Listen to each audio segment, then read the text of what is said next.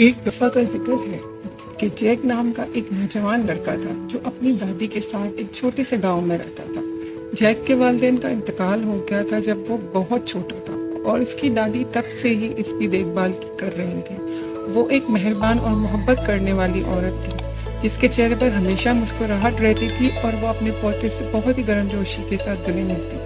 Jack को अपनी दादी के साथ वक्त गुजारना बहुत पसंद था। वो इसे अपनी जवानी के बारे में कहानियाँ सुनाती और जो मुहिम जोई इसने की थी जब वो इसकी उम्र में थी, वो इसे खाना पकाना और बहुत कुछ सिखाती। वो कई घंटे बावर्ची खाने में एक साथ गुजारते और मज़ेदार चीज़ें बनाते।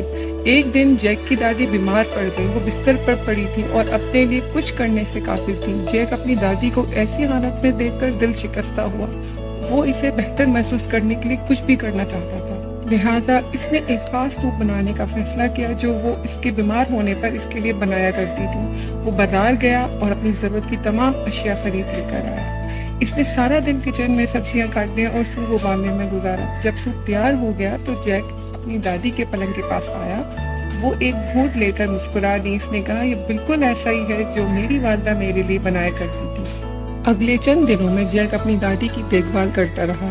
वो उनके लिए खाना बनाया करता था और उनसे बहुत मोहब्बत करता था, इसलिए उसने बहुत कुछ उनके लिए किया।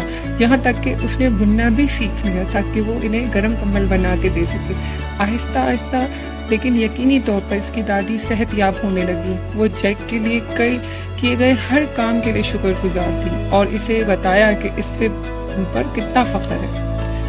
साल गुजरते गए और जैक अपनी दादी की तरह एक मेहरबान और देखभाल और बहुत प्यार करने वाला आदमी बन गया। वो कभी नहीं भूला जो इसने इनसे सीखा था और जो प्यार इसने दिखाया था। और अगरचे वो अब इसके साथ नहीं थी, वो जानता था कि इनकी रूह हमेशा इसके साथ रहेगी, जिंदगी भर इसकी रहनुमाई करेगी।